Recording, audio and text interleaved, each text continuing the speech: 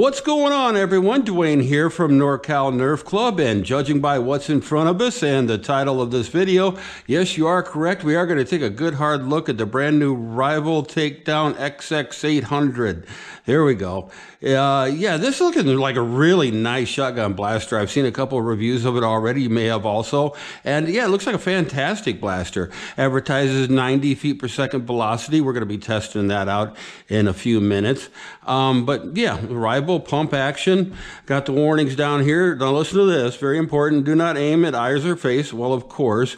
Use of eyewear recommended for players and people within range. Always, of course. Now, really very important to read the print down here. Use only official Rival rounds. Other rounds may not be safe. Do not modify rounds or blaster. I might be breaking a few of those rules in the near future, as a matter of fact, in this video. So, yeah, do stick around. I'm going to get this thing out of the box, and then I am going to actually take a look at it, and we'll check it out, get a nice review of it, in my opinion, and then we're going to take it apart and put a new spring in it. So, yeah, stick around for that. But there we go. Just as basic, it says takedown at the bottom of the box. Back of the box shows it. Shows the new charger that's also out, the knockouts over here. Okay, yeah, got a Hypnos over there. Another one of the takedowns over here, and a guy over here with a knockout going. So that's pretty much the back of it. 8 round capacity, and that's exactly how many rounds that you get in this package. But let's go ahead and get this out of here. Let's cut these cords. Get this thing out of its box here. I think there's one more down here. And we should be out of there.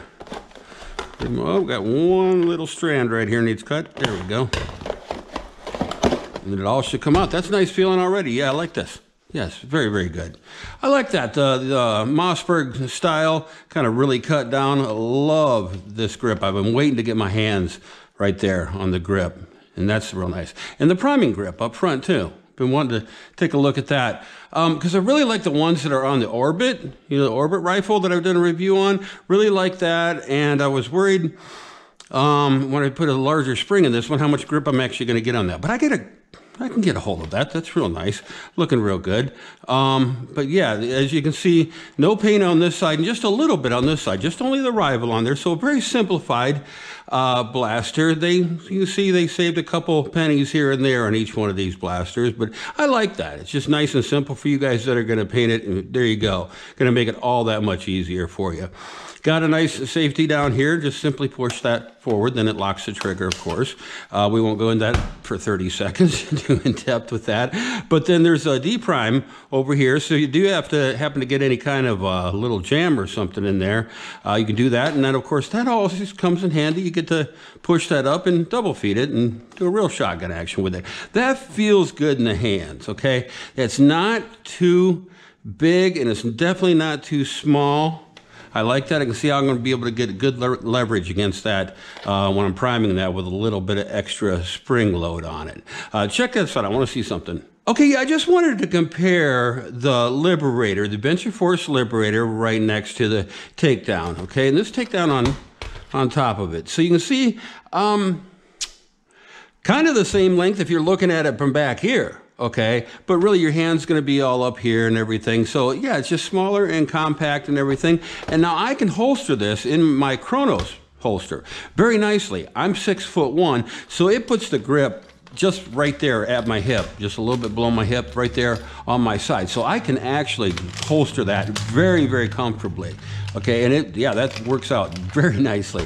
This, I looked at it too and said, well, I can certainly holster this. That's going to be great for a sidearm. You know, it's going to be really, you know, I wouldn't say it's the greatest probably for any kind of primary. Maybe if your place allows you to do pistol rounds, anything with like less than 10 capacity ammo, maybe you can get away with doing some pistol rounds with this. But other than that, yeah, maybe not so much as a primary, but on your side as a secondary, sure. 8 shots right there, being able to shotgun and everything. Yeah, That's looking great. But let's get the rounds out of here. We're going to have to get the rounds out of here and load this up and get it on the chronograph. I'll be right back. Okay, so yeah, I got all of the rounds out of their little packaging, which also contained the instructions. We won't need that right now. We'll go ahead and set those aside. And I've been wanting to check this out. There we go. Yeah, nice prime on that. Very nice and easy and smooth, but yet short. Feels like a shorter prime on it. Once again, similar to the Jupiter. Prime on that one with the bold action on the side is very, very short. So we'll see if that matters when we get that spring in here. Same thing with loading this. It's very, very small, just enough for you to get a round in there, which kind of helps guide it. That's a good thing. But when you go trying to put 2 rounds in at once, then a lot of times, like on the Jupiter, the bottom one I want to roll forward into the barrel, and then you've double loaded with. Isn't a terrible thing, but you don't always want that. You want it when you want to have it to double load. You want to know you did it. Yep, let's take this over to the chronograph. Let's see exactly what it's doing. Straight out of the box, performance, completely stock. Here we go to 93.1. 95.1. 93.1 again. 94.4. So far, very, very consistent. Let's get that lined up. 94.7. 97.4. That'll be a high so far. 93.4. And 94.7 for the last and final shot. So those are some pretty good rival numbers right there. Right out of the box, they promised 90 feet per second velocity on the box, and we got every bit of that. As a matter of fact, let me guess, it's somewhere in 93. 94.4 for an average. That's pretty good. That's really nice, you know, almost 95 out of the box there. Max was at 97.4, not bad. And, you know, easy to prime and everything. I like that, and that is some good stock numbers. Now, you know me, though. As soon as I get one of these and I see some good stock numbers, I want to know what it's going to do with a bigger spring in it. So we're not going to waste a lot of time on this. It's dark outside. I can't really do any kind of range testing or anything like that right now tonight. So we're going to go ahead and we're going to bust this open and we're going to put a better spring in it and see what kind of improvement we get on our performance. Okay, be right back. So there we have it. The blaster is all taken apart. There's the internals. And as far as the screws, all the screws are the same size except for the 3 that are up here in the top part of the rail right there, and then there's 2 smaller ones even that go right here in the corners of the grip there, and then one longer one. See if I can find it right here. One longer one that goes right there in the middle of the blaster, okay? And so it's got 3 different sizes of screws that go into taking apart this blaster. One hidden one that's right here underneath the grip. But other than that, really easy to take this apart. Now, let me explain. This is where we are at in this project. I have had a couple of different springs in this already and filmed the end of this video. We've had a perfect fit Chrono spring in there, which is what's in there right now, getting us about a little over 130 average, which was real nice. The problem with it is that with that grip, it's just practicality-wise, it's too hard to prime. If I was going to be playing with it, I wouldn't want something that primes that slowly. It takes a lot of force and it takes you a little extra time to prime that. I can't do it quite as fast as other ones, and I really want that. The accuracy and everything was fine with it. But just like I said, it just was bothering me enough to want to take this apart and put a different spring in it. It's just not really quite the right spring for that grip. If there was a little bit different grip, and I'm going to bet that somebody's going to be starting to 3D print something that'd be real good that would go on to these blasters. But until then, the spring's just not really quite the right one that I want in there. So we're going to be replacing that, and I'm going to be going through the steps that you got to do to replace the spring in the takedown. Starting off, it's pretty simple here. You don't even really have to take off this arm here if you don't want. You can just pull everything kind of up and out of there. Go ahead and take this piece out. Other than that, yeah, you can take this all out, okay? And matter of fact, you can pull the whole barrel assembly. Just unclip that from here. Pull that out, and then go underneath and just kind of nicely work that back out of there. Just bring it right down underneath it, and that'll get everything out of it. There we go. Got the plunger rod, the whole plunger assembly there. Okay, see now I've already padded up the plunger head and lubed everything up in it. A lot of people always ask where to get these pads, and these were just the ones, and they're really one of my favorite ones to use is the ones from Dollar General. You can put these in there. Yeah, just adhesive foam gripper pads. Get 24 pieces for $1. The bigger ones do fit in this one really quite nicely, and I have 2 of them in there. So it's nicely filled up. Didn't put any extra glue. These ones had a nice amount of adhesive on the back, so just make sure when you clean out that cup there, get any kind of lubrication out of there, and then firmly put your padding in place. And that's looking real good for this, as far as that.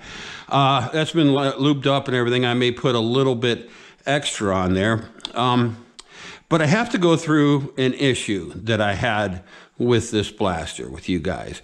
And maybe somebody else has had this problem with this blaster. Very unique problem that I had with it, actually. Kind of threw me off, and one of the reasons why we've had a couple of different kinds of springs in here is because the catch spring that was in here was too heavy. I was having a problem with this blaster. Now, mind you, you saw me open up this blaster, take it out of its packaging and everything. I literally fired exactly 16 shots through this blaster before I opened it up to do any kind of spring upgrade. Okay, so 16 shots went through this thing, was operating fine. As soon as I got it back together, got a nice result going with a perfect fit Chrono spring on it for about maybe 7 or 8 shots. And then something started to malfunction, and it was this. Where the trigger, this part, of course, hits the catch and the catch release right there and puts that up, it was not able to do that. And I wish I could show you what the real problem like it was. It was bowing this whole thing down, actually hit this part, hitting this, and that was the spring in the catch here. So I couldn't believe it. I was just like, I was thinking maybe it had something to do with the spring load we put in. We didn't have anything else different in there, so we put a different spring in there. That's happened. So you're kind of looking at that problem first. But then I realized it didn't matter. I could do it without a spring in there, that this thing was not pushing up, and it was actually kind of hard to do. And it was too much for this, where that would flex there. So I'm kind of interested. Anybody else that has a takedown, leave a comment down below if you've had that problem where it was hitting this and it would literally bow enough and either slip off of it, or it would just bow so much and it wouldn't actually push the release up to release it. Okay, so it's still primed and you had no trigger pull. It was like having no trigger pull. It was just pushing on that, and it's flexing like really bad on the inside of here. So, okay, enough about that. What I did, the solution was, once I decided that there's the problem, is that's just too heavy, is I took that spring out, and you can do it just by taking these, splitting these parts, these 2 parts apart right there, just getting in there and, you just got to kind of pry them apart with just a regular screwdriver, just gently do it, and that'll get you to your little... It's kind of like this one. You actually can almost kind of just, take it apart like that. And I took it, it's kind of the same thing on the inside of this one, of course. This is just out of a Chronos.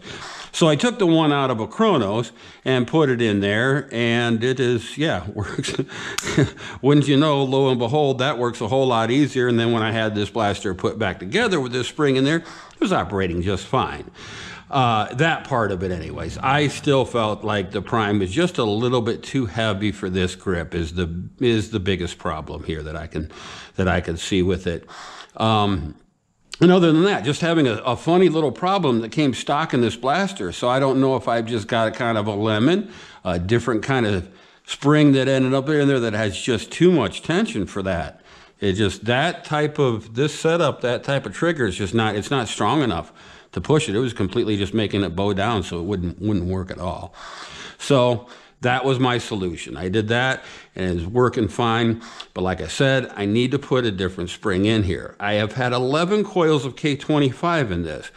that worked out pretty good. I was still having this problem at the time, and I took it out, and I actually cut it down to 9 coils. And then I decided it doesn't matter what I have in there, what spring I have in there. This is where I've got a real problem at.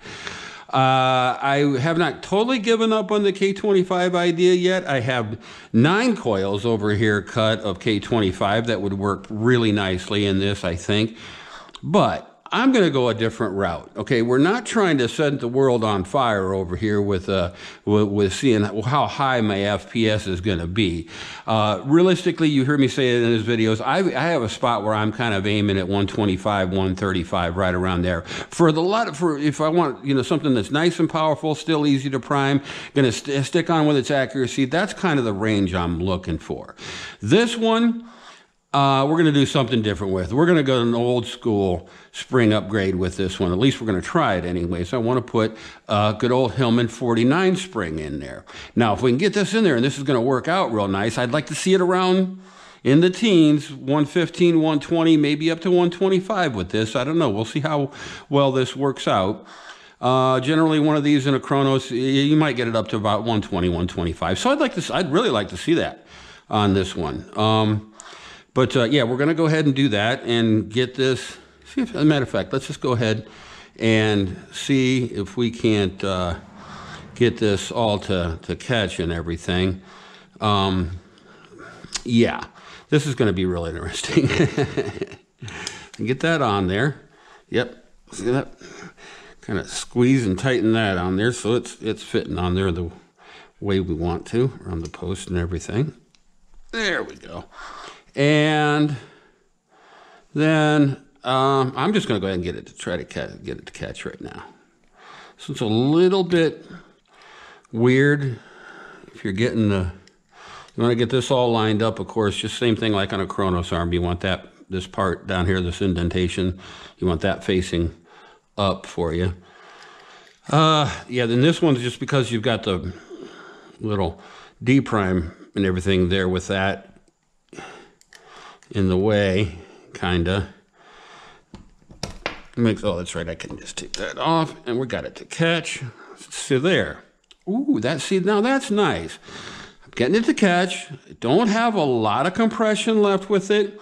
So that's always actually a very nice thing too, come to think about it.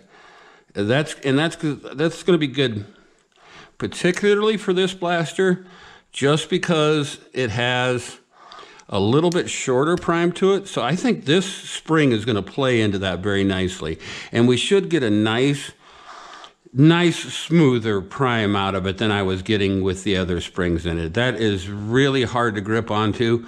If your hands are dry, that's fine. A lot of times when you're playing, your hands are not dry. Now, I wear wrist supports when I play, so my palm is kind of, it doesn't get where it's all sweaty or anything like that and slippery.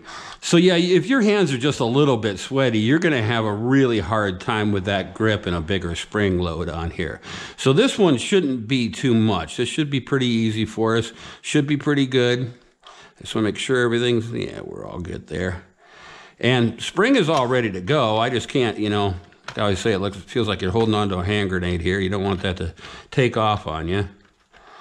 And we need to slide all of that right back down into place, right there. Looking very, very good. Okay, we need to get this all the way onto the other side. I'll make sure everything's in there. And, whoop. This is where it gets you got to do a little finagling right there just to get that arm into the right place. I like the way the more I look at it, the way I like that spring sitting there. Okay, everything's good there. Everything's good with our spring down there. You always make sure that little tension spring down there is in place. Trigger spring, it's all in place there. Yeah, like I was saying though before, it can demonstrate to you a little bit easier now. I was having a hard time with this thing right here. When you would pull back the trigger, instead of it going straight back, it would literally just ride up on this. This would bow down and it would not release the catch at all. So there it is. Spring is all in there. And like I said, that's a Hillman 49 spring, which is a nice thing. I think it's going to be a good upgrade. You know, like I said, we're not trying to set the world on fire. We're not trying to set any FPS records here or anything. I just want a nice, comfortable blaster that's easy to use and performs well. If I can get it up into the teens as far as, you know, 115 to 120, 125, I'll be real happy with this blaster. That'd be fantastic. It'd be really good. And the nice thing about a Hillman 49 spring is you don't have to order it from anywhere if you don't want to. You can go ahead and just go down to a lot of your local hardware stores that are going to carry that. I get mine. I've gotten a couple of them from Ace Hardware. So, yeah, a lot of places have Ace Hardware. If you got an Ace Hardware near you, or if you can order from one, Hillman 49 spring. Good little spring. It's a good little spring in a Chronos. Really good spring, very comfortable to use. Like I said, it doesn't, not overpowered. It doesn't, you don't lose any accuracy. Certainly worth it, and you are with it, and it's definitely worth it to get a little boost in performance out of it. So I think that's going to be a really good spring in this. I do think just comfort-wise, and hopefully if we get a nice boost up there in performance, then great. And like I said, if I'm hitting 115, 120, that's what my Liberator does.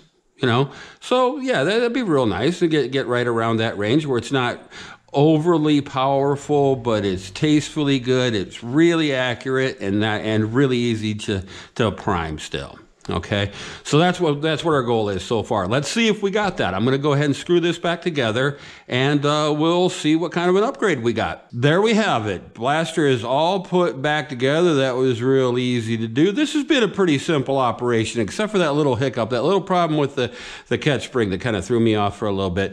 But other than that, I think this is going to be just fine. Primed real nice. I've gone ahead and loaded it up with, I have 4 regular Nerf Rival rounds in there, and then I've got 2 of the Chaos rounds in there and 2 Proton rounds to end it off, okay? So we're going to see what our performance is now with a Hillman 49 spring in there. I'm thinking it's by the feel of the prime, it's not an easy prime, but it's an easier prime than the Perfect Fit Chronos spring. We've got a 110 right there, not too shabby. 109.2, 105. I'd like to see it a little higher than that, but the prime's not bad. And it's honestly, the prime's about as stiff as what I would want it. It's pretty good. There we go, 114. Now that was, oh, I'm sorry, the 114, see, that was the first of the Chaos rounds, okay? So that was a Chaos round that just went through there. And let's see. Another Chaos round, 114. See, a little more of what I like it. Okay, now this would be a white Proton round, 115. Okay, see? And then a blue Proton round, 120.3. See, so that's pretty good. Depending on the rounds, those go a little bit quicker. The Chaos rounds and the Proton rounds, they tend to move a little bit faster as far as FPS. So see, like I got a high 123 right there with a Proton round. Minimum was a 104.6. So they average 111. So I'm right there just getting in towards the teens, kind of where I wanted to be. Yep, I just had to do it. Out of curiosity, I had to go ahead and put in 9 coils of K25 in here. And I got to tell you, it's just about as hard of a prime as with the Hillman 49 spring on there, and maybe just a little smoother. Couldn't explain why, but yeah, it works out pretty nice. It's still a hard prime. That's the thing with this, and with this grip is mainly the issue. Like I've said a few times in this video, somebody please make another grip on this, because it's still, with the K25, it's not too bad on it. Like I said, maybe just a little bit better than the Hillman 49 for some reason. I don't know why exactly, but so let's test this out on the chronograph right now. The first 3 rounds in here will be normal yellow Nerf Rival rounds, okay? The next 3 are going to be Proton rounds, and then I have 2 Chaos rounds at the end here. Okay, so let's see what kind of power we've got with the K26 in there. There's a 120, or K25 in there, rather. Did I say K26? With the K25 in there. 9 coils of K25. That was a regular Rival round. 128.5. 120 even first time, and then up to 128. 128.5 now. Now this is to be the last one of the Nerf Rival rounds. 125.2. So we're doing pretty good with the Rival rounds in there. I like those ranges a whole lot. Okay, now it's going to speed up a little bit. So we got a blue proton round here. Now watch. 135.7. See what I'm saying? They tend to be a bit quicker. Sometimes don't fly as accurately, but yeah, generally do pretty good. And a lot of times they do fly very accurately. This will be a white Rival round, or white proton round, rather, going through here. 126.9, pretty good. This is an orange proton round. 130.5. Okay, now this will be the first of our chaos rounds, and these fly pretty nice, and they fly very, very straight out of this blaster. Even with the spring upgrade, they do fantastic. They're my favorite new kind of rounds. 128.9, and the second one. Now watch, this will probably be very consistent with the other one, with the other chaos round. 126.2. They fly very, very well. And once again, we're staying in that range that I always like, between 125 and 130. Very good, but that's 9 coils of K25 in there. So if you would like I said, I didn't feel like this video was complete without going and showing you what the K25 would do in there. And you can make your choice, whether you would rather have the Hillman 49 spring in there, which is just a fine spring. I think it does very nicely in there. Plays into the fact that this has a little bit of shorter compression to it. So it compresses very nicely in there, and worked out well.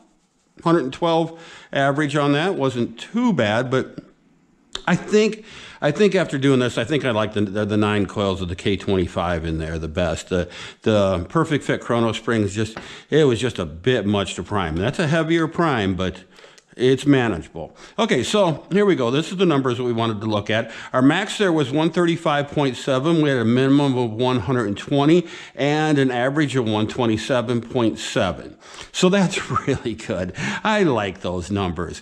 So overall, I do like the blaster a whole lot. I think it would be a really cool sidearm type of thing. It holsters up nicely in my Chronos holster, and it looks really cool. But other than that, it is a heavier prime. I can still prime it pretty quickly with the K25 in there. So it's pretty nice, and I like that power. You see the numbers on there. A good 127.7 average. That's pretty good. Like I said, between that 125, 135 range, so we don't start to lose our accuracy and get rounds flying kind of wild. Nah, they fly nice and direct out of this, and it's still a manageable prime. Still, like I said, boy, I wish there was another grip to that. And well, maybe we can figure out. There's a couple things maybe we can figure out to make that grip a little bit better on here. But like I said, yeah, overall, really do like the blaster. I like the way that it feels. I like the whole little sawed-off shotgun kind of feel thing to it. Compared to some of the other ones, it's got quite a bit of a heavier prime, quite a bit more than, like, say, the Liberator does. Compared to like other shotgun style things like my titaniums or Powerballs, those are actually easier to prime, and I'm getting like the same numbers there, especially on my titanium. I know I'm getting the same averages between 125 and 130 with a very easy prime and a 25 round hopper on top of that. So yeah, good capacity, easy to prime, very accurate. Really like that blaster compared to them in the same size form factor. Yeah, you know. Kind of like this, but a little bit better than the Liberator, just for operation wise. Yeah, a little bit better than it, a little more sturdier than the Liberator, but Liberator's got its own little issues. The thing that you can't top it off, that's kind of bothersome compared to this blaster. So if you want to compare the two, yeah, you know, I like the Takedown just a little bit better than the Liberator. But yeah, very, very fine blaster, very good. I was glad to do this upgrade for you guys. It's a fun and interesting video to make for you. If you got a second or so, would like to go down there and give me a thumbs up on this video, I sure would appreciate it. But you guys take care, and I'll see you in my next one.